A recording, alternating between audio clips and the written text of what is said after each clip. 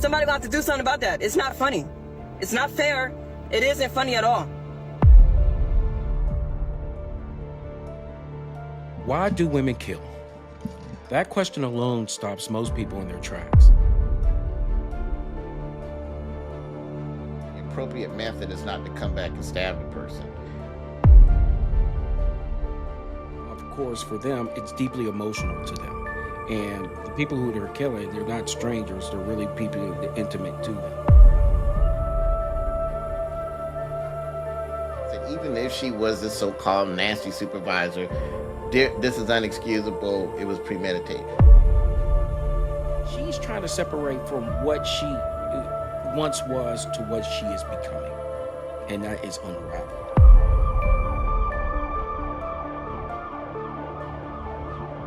Hill of Justice is sponsored and produced by Jermaine Delmas Studios. Why do women kill? That question alone stops most people in their tracks because society doesn't expect women to kill.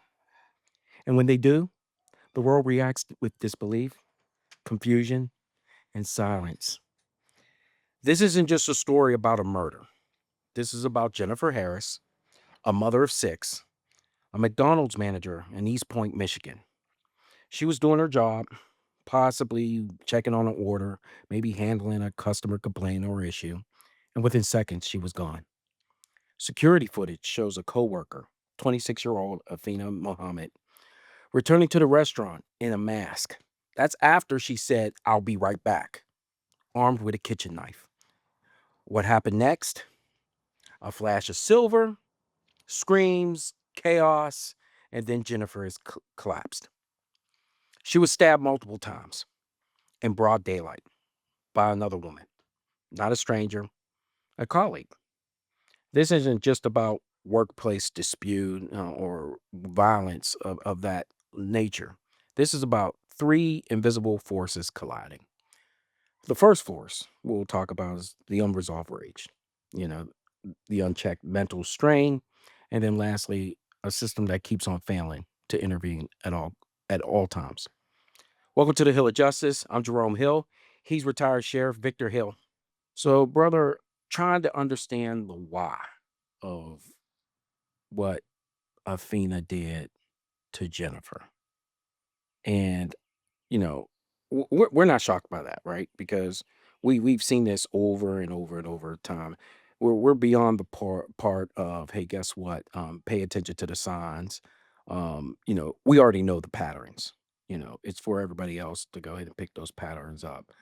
But, as you know, Athena was sent home multiple times, I think in back-to-back days actually, after a workplace dispute. But instead of cooling off, where she came back was with a mask and a knife. And thank God for a customer who had a firearm. He had fired a warning shot up in the air to stop the stabbing. And then he detained her until police arrived. But at that point in time, Miss Harris didn't Passed away. survive. So what were some of the things that went through your mind when that story came across you? Because it's now an internet sensation.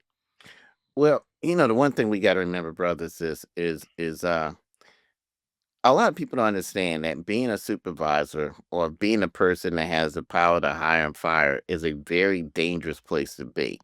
And a lot of people don't understand that. Here in Georgia, a man got elected sheriff and he was killed in his front yard. And he was killed by sheriff's deputies because they felt that him winning the election meant they wouldn't have a job. And if you look at the folks, the guy that pulled the trigger, he was someone that was making a serious amount of money or overtime for hours he wasn't working. So at the bottom line, we're talking about employment.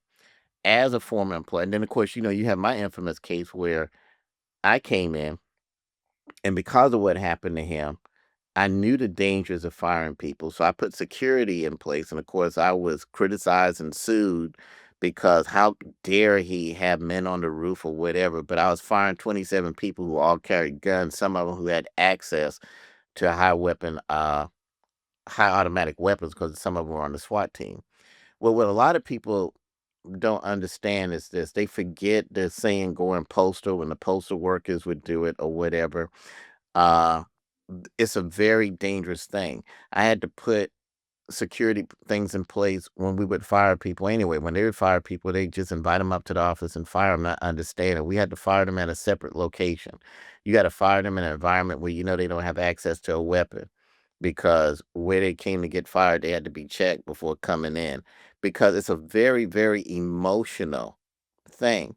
Now you got two sides to this. You got employees that say, well, we're being harassed by management, we're being mistreated. Some of that is perceived, some of that is actually real. And I had to put things in place for that as well. I had a toxic leadership policy where if a person felt that they were being singled out or treated bad by their supervisors, which does happen, that I would deal with that. And of course, I had to fire those people as well too, sometimes for toxic leadership. And those people had feelings of resent or whatever. So there's no way, I'm gonna tell you this, and I had a double whammy going on. There is no way to fire people and they still be your friend and they agree with you. I don't know if I've ever fired anybody and they said, hey, I agree with being fired. I agree with being suspended. I've never had that. I've never had someone say, you know what, you suspended me. You should have suspended Fair me 2 enough. more days. And then Yeah. these folks, they have resentment. And if you Right. even look at every case I've ever had in court, be it civil or criminal, guess who was behind it and guess who was testifying? People I fired.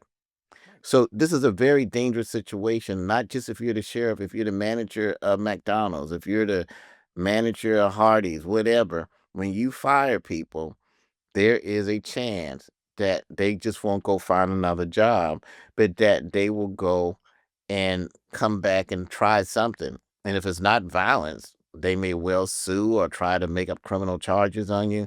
And I've seen all of the above and have been the victim of 2 of them, civil and criminal. Yeah. I've been a victim of that too. As a hiring manager, and been sued over the course of my career close to $106 million. It's just astronomical. But you're right. When you go ahead and affect people's lives on their part, it's highly emotional and highly charged for them. You know, it's not something that we like to do, but we have to do it. Absolutely. And this And is and where, and let me add to this. Now you see situations where employees, based on what you see happening here, based on what you've seen happen with you and me, and how stuff is played out in the media, there are employees they're actually afraid to fire or discipline people, and then you get a weird situation because now making the whole environment even worse. even worse because those people Right. stay. Some of these people are thieves. Some of these Mhm. people are abusive or violent, and you end up like, okay, take for instance the jail I used to command. Well, the person over there now is probably weak and terrified to fire anybody, but now 5 people have been killed in the jail. Why? Because a lot of the people that I would have fired or did fire that were brought back are there. And now you have a place that's completely out of control with stabbings and drug dealing, all that stuff that wasn't there before, drugs, stabbings, contraband. And why wasn't it there? It's because I had to fire a lot of people to make sure that those people weren't there to perpetrate the type of things that's going on there now. Right. If we could take a look at the next clip, I want to get some, see what you can glean from that. Employees described the terrifying moments inside a McDonald's after a worker attacked a manager with a knife. Police say the employee had been in an argument with the manager that ended with her being sent home. She left for 5 minutes. She came back with a mask on her face. And the only thing I seen was her hands. That's how I knew it was her. Family of the victim identify her as 39-year-old Jennifer Harris. She was stabbed multiple times before a customer in the drive-through line intervened, holding the employee at gunpoint until officers arrived. He had her sitting down there about in the parking lot next to a vehicle, and he had the gun pointed at her. That's when police and all them rolled up. He did the right thing. He showed, so to speak, heroism. And we really appreciate his assistance because, like I said, otherwise we would have a dangerous criminal right now in public. and we would be looking for her, but who knows what else she was gonna do. Family of Harris described her as selfless, a hard worker who worked to provide for her 6 children as a single mother. She was the best mom anybody could ever ask for. My mama, she woke up every day and went to work for us. My mama died trying to take care of us. Brother, Muhammad was arrested on the spot, charged with first-degree premeditated murder and unlawful possession of a weapon. Her bond was $25 million. Good. Should have been 50 million. And one thing I got to say, whoever the guy was that handled that situation, he did a great job. Kudos to him. Yeah, Absolutely. yeah. Actually, he could have legally been justified in shooting her to save another life. Of course, we know. Correct. Because we know it depends on who the DA is and what the politics are, and they could have well said, "Well, that's another story. We won't go into that." But what I'm Well, you're happy, right, but he could but still get in trouble for shooting a gun in the air. in the air, right? But I was You getting know, ready to say I'm actually proud of law enforcement in this case for 2 reasons.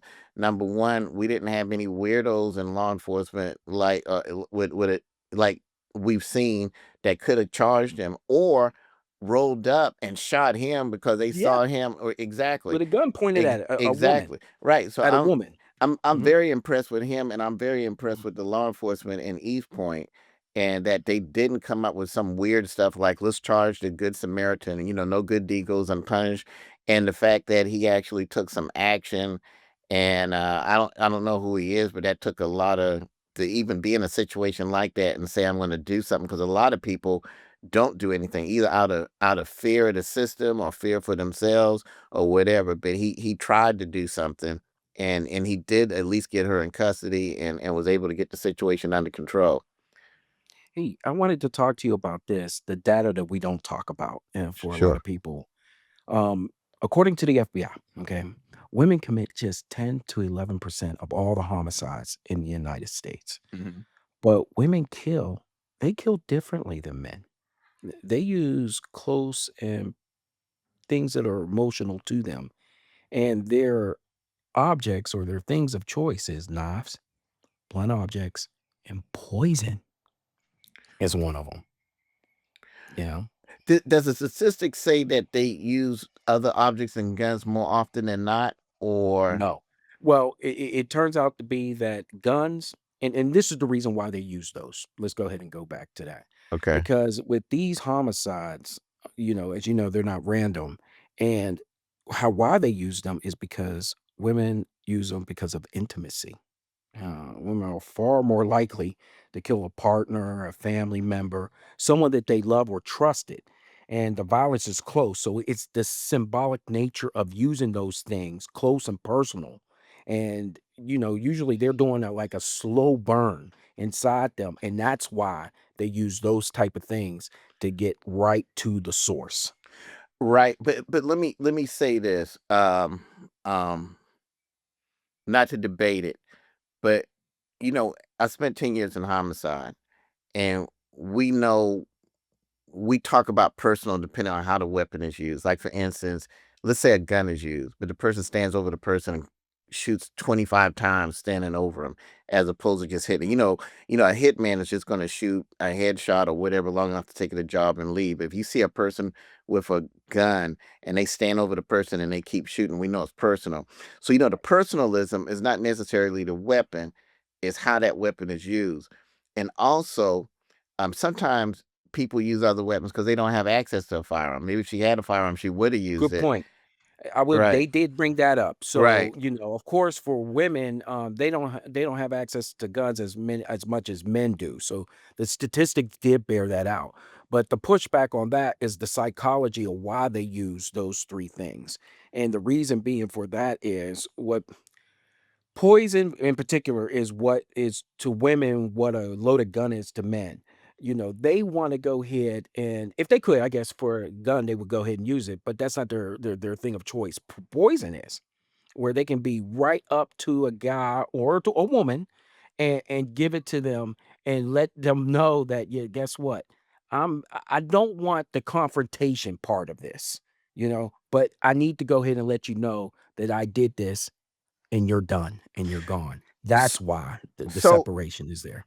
and let me say this too. You're right, but also keep in mind, if you're a professional, you're gonna be able to take a knife and just hit the right artery on the throat and leave without Sure. all the blood. But if you stay there and you keep stabbing, that's gonna be something. A lot of times when people use poison, it's because they're trying to kill the person, but they don't want it to be looked at as an actual murder.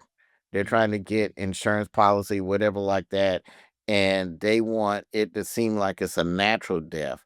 I don't know of too many cases I've ever worked with a person, okay, I'm gonna poison you and talk to you while you're gagging or whatever like that. They usually use poison because they're trying to kill the person without people thinking it's an actual murder. Of course, autopsies have been great in solving that problem. It's interesting you should bring this up because the one thing that good homicide detectives got to always look at is, like, for instance, we've had this happen in Clayton County. A car gets hit by a train. Okay. Well, if you're not paying attention, especially back in the day when this happened, this was an old case before you and I were even born. Well, the guy was already dead in the car. Someone put the car on the train track after they shot him. And unfortunately, autopsies weren't being done that well or that much back then. Unfortunately, there was a good detective that caught on to it and actually examined the body, or the guy would just, oh, he got killed in a train accident. And I can remember working a murder where when the officers got on the scene, they just thought it was a accident, and he had ran into a tree, and they weren't really paying attention. Then he gets in the autopsy, and they're like, "Hey, this man's been shot, and it was actually a robbery." So you got to pay real close attention to that. And I just want to bring that out. It's getting a little off subject, but when you brought up poison, you got to look at why these things are being used. It's not necessarily up and personal, but either they don't have access to other things, or either they're trying to conceal the murder. Right, that's part of it, and then, of course, for them, it's deeply emotional to them, Right. and the people who they're killing, they're not strangers, they're really people that intimate to them, so that's a little bit why they use those manners, of death. But Um how they use it, you're correct on this. How you use a weapon is not necessarily the type of weapon, Sure, it's how you sure, use it. If you right. see a knife and it's just one clean cut as a professional, Navy SEALs use that technique when they're trying to take out sentries. Okay. But if you see a lot of stabbing as personal, a gun, if it's just Which she one did, clean it shot, was like 15 so times you're that she so got you're stabbed. absolutely right about Right. that. But it's not. I guess what I'm debating you on, brother, is not whether it was personal. I'm debating you on, it's not the weapon, it's how they use the weapon. But you're absolutely right. It was personal. Right. Um, so the next part of this is the 3 things I identified after I watched the murder get on Instagram and went on a tirade. I got sent home early yesterday. I got sent home early today by the same person. I'm telling you, she's a bully. This isn't funny. She needs to understand that just because she's a mother and got children doesn't mean that she can come in the store, disrespecting people, talking to them like everybody's beneath her. She has no respect. And it isn't funny at all. Like, seriously, man, I got I got to take care of. And she keeps sending me home early. It's not funny. She's playing games. And then all day, throughout the day, she keeps sending her little racial shit. And then throughout the day, she keeps on, like, putting negative energy in the air, talking about people, gossiping about people. It's not funny, man. Gonna have to stop. She's a bully. I'm telling you. She's a bully. She brings a lot of negative energy in there. She always panic when there's a lot going on, and then she try to manipulate that and make it seem like we ain't doing something right, but we are working really hard and doing great. It's just the fact that she panicked, and I caught her a few times making a mistake, and she tried to hurry up and play it off. Nobody's perfect. It's God knows it happens. You know what I mean? Like, sometimes, like, somebody might get confused. So it gets busy, yeah. But she needs to stop playing like she don't be making mistakes. I be catching her.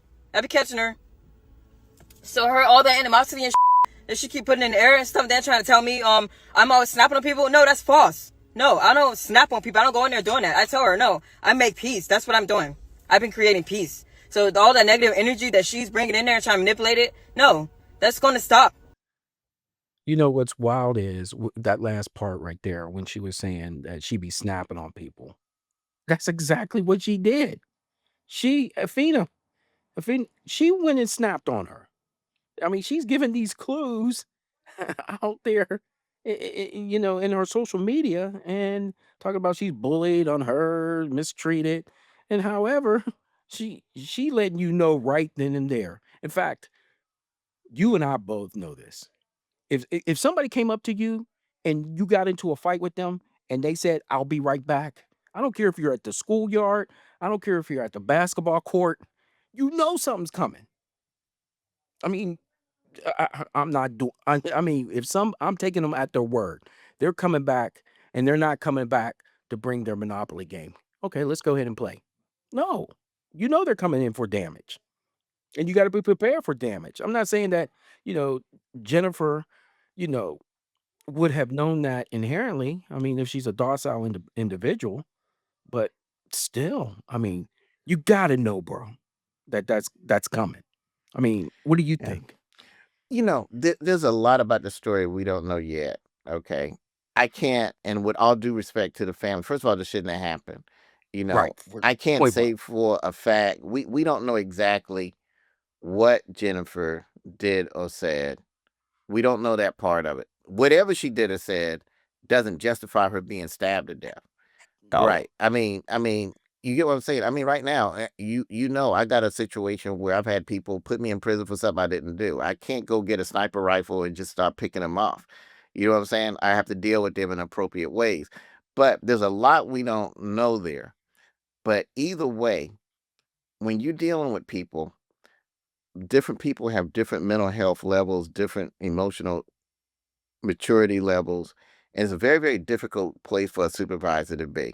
And that's even true of certain supervisors. But I guess I take caution on it because, how many employees have called me a bully? How many people have referred to me as being a narcissist?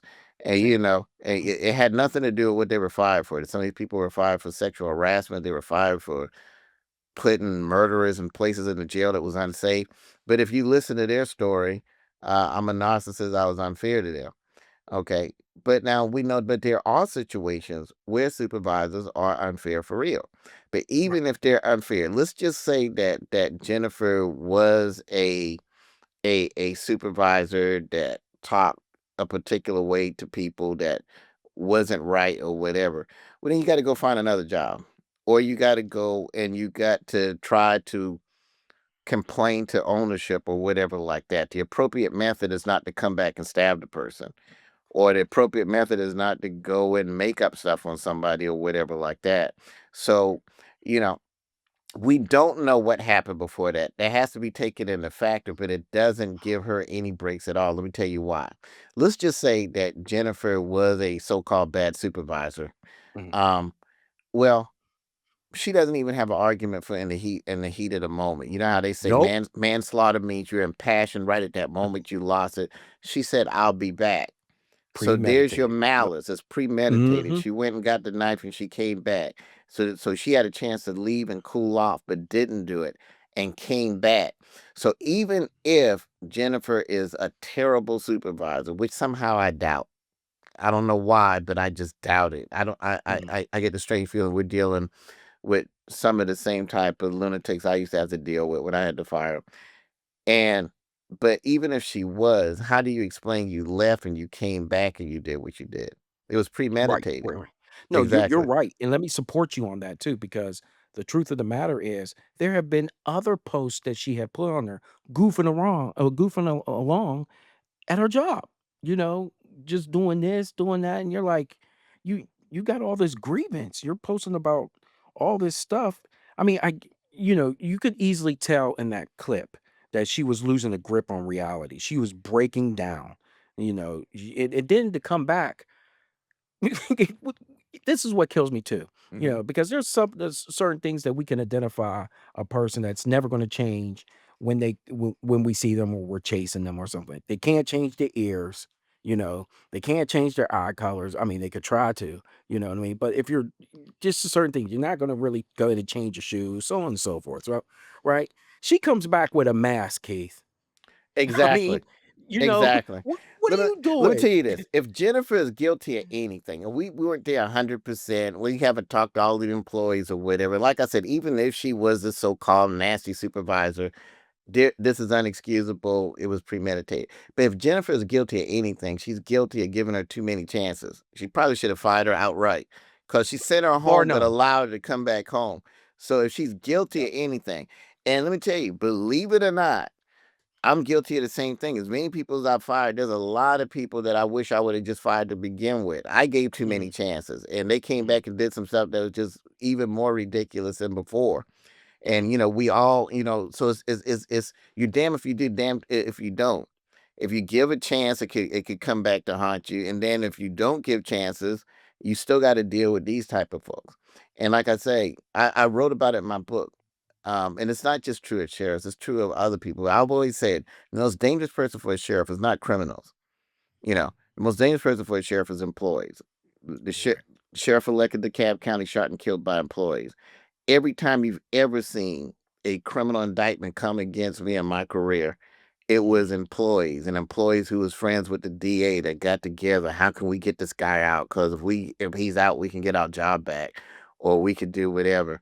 Employees pose a danger to anyone who has the ability to hire and fire them, and that's not just the sheriff. Doesn't matter if you're the CEO of a company or if you're a supervisor at McDonald's. When you have to discipline people, you Mhm. are in a precarious situation. Right. Right. Here's Right. what I And hope comes out of this. No, go ahead, what's Jerome. that? No. What do you hope to come out of it? Let me tell you, we need to bring more awareness to supervisors and people who have the ability to hire and fire. Um, this is bigger than, okay, well, learn to be nicer to people. Okay, when you dealing with crazy folks like this, or people who violate policy and do the type of things that people do, that you have to fire them or you have to suspend them, you know, if you can find a nice way to do it, fine. But obviously, there is no nice way to do it when you're dealing with people of this nature. So, it needs to bring awareness that when firing and sending people home, excuse me, I hope every company, regardless of what type of company it is, realize that there needs to be some type of safety protocol when that's done. I agree. When you fire people, when you do whatever, you got there has to be something. If they pop back up, it's dangerous. Let me tell you something.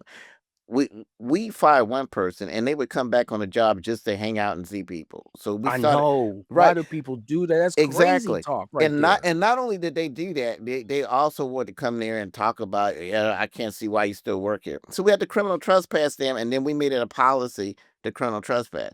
But then next thing you look, we got a lawsuit or whatever. Well, it's a violation. It's a public building or whatever. Okay.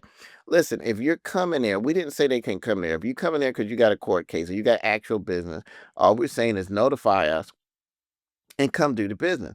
But just to come in there and hang out after you've been fired. And Yeah, then if that's you're dealing with other people in government and politicians like I was, that had political axes to grind too, like the guy who had the contract for the county attorney stuff. Well, you can't trespass. And okay, listen, do you understand that these people are a threat to security? Do you understand that there was a sheriff killed, or that we see people going postal? So why would someone that we fired be back here? right. Right. Right. It's But it's just exactly. just beyond me. Yeah. It's just beyond me. And then, I looked at her, I looked at her Instagram. She has these big glasses on, and I'm sure everybody wears these type of things to make it look nice and so on and so forth. But there's a psychology behind that too. The Right. mask was a psychology behind that too. So, she's trying to hide a mental fracture that she's experiencing, and it's Absolutely. cutting and it's splitting her right in half. And because she is she's trying to separate from what she once was to what she is becoming, and Yeah. that is unraveled. And it was clear to see that on there. And then, what we're talking about now, like, come on, there's got to be better support for supervisors in their HR rooms. Where's the mental health support? I mean, McDonald's is a multi-billion-dollar industry. Any kind of intervention to be brought in. We do that when it's all too late, right? And when people are already, taken from this earth, and especially in such a violent way. There were all types of signs to be seen, and yet, we keep on arguing. Hey, guess what? Let's go ahead and say all these things, and then we'll go ahead and we will go ahead and reassure ourselves that other people should have seen these signs, and that we can stop the next murder. No, we're past that point now, man. Let me just say this in the end. I also want to be fair. There are people who are in supervisor positions that are crazy and will use that position. For sure. Absolutely. I had a situation like that. A lot of people, that's how I ended up learning Tai Chi. I had a supervisor that was so horrible. I wanted to make sure I had some type of meditative thing going on because he's the type of person I think could make a person want to snap or something. Was he Now, high strung? yeah, I mean, he's just a fool. It was a sergeant I was working for when I was a detective, and I mean, he just would. I actually had to file an EEOC complaint on this guy, and other complaints, and they ended up transferring him. But I had to go about it the right way. Even though he was weak and scrawny, and I could handle him, I knew that wasn't the way to do it. So I ended up, hey, let me do some not meditation, really. Right. He And needed then, that too. yeah, meditation with Tai Chi, and let me go through the appropriate things, file the EEOC complaint, send it up the chain of command, and eventually I was able to get him transferred. And right. And so And yeah, I do understand there are people that can push you to that point, but you got to say, okay, wait, hold on a second. How do I deal with this the right way? And that stuff takes time. You can't just make a complaint on a supervisor and they transform and they do something about it. There's a lot of people that falls on deaf ear. So meanwhile, I started learning Tai Chi, which ended up being one of the greatest things I ever did. I was just into I wouldn't say normal, but regular martial arts, punching, kicking, or whatever. But the Tai Chi transformed my life and became my favorite martial art. So in a way, I owe this guy, even though he was a fool. But you've got to be able to recognize there are supervisors like that, but you've got to be able to do the appropriate way of handling it. right. And we have to acknowledge there are fools that can tick people off. Because I've dealt with a dude like that before when I was a detective. Right. And I get that point, but also I had to make sure that I did it the right way and I put things in place for myself so that I wouldn't have an overreaction to him one day. Right. This is which was left behind. Condolences to Jennifer. Her 6 kids are without a mother right now. A courtroom will hand down the charges, but that's not going to deliver the healing, right? And a society that still is going to keep on asking these questions. Why? And more importantly, why do women kill? And the truth is because society tells them to internalize their pain. Um, their trauma goes untreated. No one checks in on them, and especially if there's flickering warning signs. And then they're told to be silent, much like men, and they're screaming in silence inside.